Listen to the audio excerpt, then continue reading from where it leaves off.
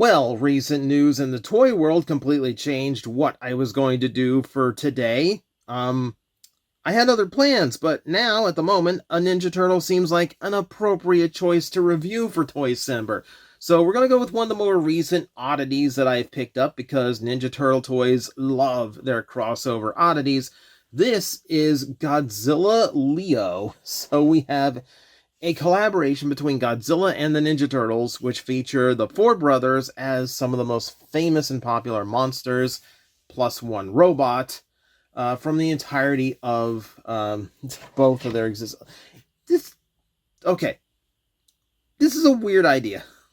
We're going to turn the Ninja Turtles into kaiju, and one of them is going to be a villainous kaiju. Not quite sure how we're going to explain Mikey in this situation, but it's all in good fun. This is a piece of tradition when it comes to the Ninja Turtles. So, you always get these weird crossover pieces all the time. Leonardo actually does look pretty good for what they have. His eyes are floating upward a little bit. I'm not sure how I feel about that. And it's for the intended posture of the toy, which is supposed to be like neck down, just like in the traditional Godzilla pose. Just like, so like a little bit more horizontal than he used to be. So he's supposed to be looking at something from the tops of his eyes, but that works from the side. If you look from the front, this guy looks like he's spacing out a little bit. Design-wise itself, like, they've done a decent job of incorporating everything. They gave him, like, Godzilla-style scaling across his body, and I feel like being the green one of the entire collab, this one does kind of lend itself better to the mashup between them. You don't have to change anyone's colors. We kind of accept Godzilla being green, even though he technically isn't green in any of the movies. I feel like animation kind of screwed us over on that one. But pretty solid figure all around. Very, very long. You got the huge tail in the back. The shell itself is a separate part that you have to assemble once you get it out of the box. And yeah, you see the traditional Godzilla spines going all the way down the shell. It's appropriate, looks cool. Kind of looks like some Mario stars fell and got buried in the shell, but that's just me observing. And then you have like the traditional Ninja Turtle drapings of the knee pads, the elbow pads, the wristbands, and then the belt. This still says Leonardo, so I'm pretty sure this is more Leo than Godzilla. And then the face sculpt itself is hysterical. Aside from the eyes just kind of floating upward, the teeth with the open mouth is weird to see on a Ninja Turtle. The flared nose is what's getting me the most here. It's a ridiculous detail to include, but it is accurate to the big G, so what am I going to do? But overall, like, fascinating little toy. Good design all the way around. I mean, it's a really good merger. It's a really good merger of the two. I don't have I guess I have to go with like a Marvel Legend. I keep Deadpool around for my size scaling. So you can see, yeah, he stands about the 4.5 inches tall that a lot of Ninja Turtle toys tend to be at.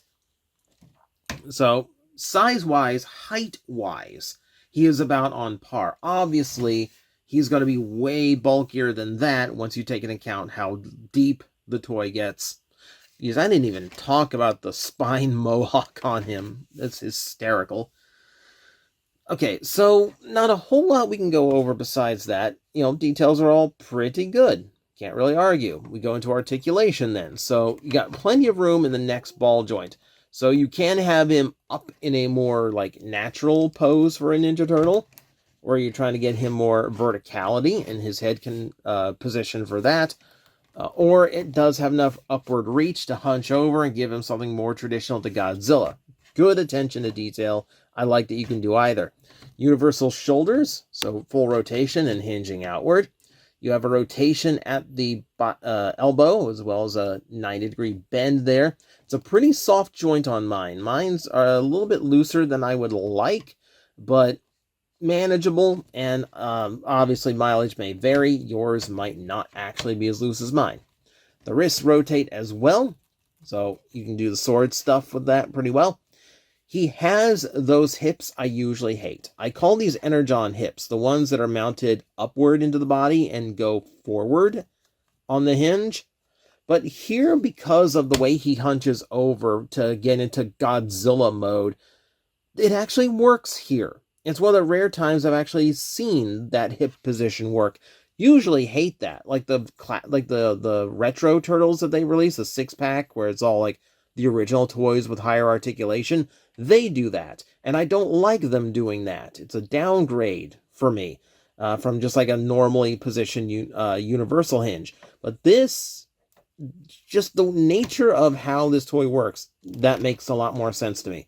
Obviously, it gives you a lot of wide spread on the leg. It can go up and down. It's a little bit, but mostly just enough to move it between the two positions. You have a knee bend as well. It's not quite 90 degrees, but you're getting something. And then you have an ankle rotation, and then a hinge as well. So if you want to change the position of his of his body, once again, it has all the articulation for that. Entirely designed into the toy. Also, tail rotation. I wish the tail had a few more points of it, and as well as like maybe a hinge so I could get out of the way of some things, but is what it is. I don't think it's too bad. Yeah, articulation pretty good. As usual on a lot of these turtle toys, I could really stand for some ankle tilt going on, but there is a natural cut to the ankle shape that allows it to be like at a natural diagonal. So, standing open-legged, he does look a little bit better than he would normally. Now, we have just a little bit of accessory to talk about because it is a Ninja Turtle. As I bash the camera, we do have Leonardo's katanas, which in this case are covered with Godzilla's atomic breath. And, I don't really care what toy line it is. Flaming swords are just one of the coolest things ever, right? Like I'm not hyperbolizing. I'm not like guessing for anybody, right? Like this is always cool. We agree this is always cool. They do end up being exceptionally thick because of it. So there is that. Also, this is translucent soft plastic. So the soft plastic and translucent is not fragile, by the way. It's a different style of plastic that doesn't have that issue. What issue it does cause is the fact that they are bent out of the box, and that's always frustrating. You have to keep some kind of hair dryer and straightening method around at all times if you buy any action figure with swords and or claws, hi Wolverine. So, all in all, that is the Godzilla Leo figure, which is still an incredibly weird thing to say. This hits my weird spot for Turtles just right. It feels like one of their classic crossovers that the original toy line would do. It weirdly makes sense as we were talking, various different types of mutated animals, technically. And yeah, it's just a cool little collab for someone who grew up with both Godzilla and Ninja Turtles. Unfortunately, it doesn't look like they're going to do more than just the basic 4 turtles. It would have been great to start seeing like Casey and April thrown in there as different mutant kaiju, but I'll take what I can get. So that's my look at a Ninja Turtle for today. Starting tomorrow, we've got some big things planned, so keep an eye out. Toycember is going to have a fun finale.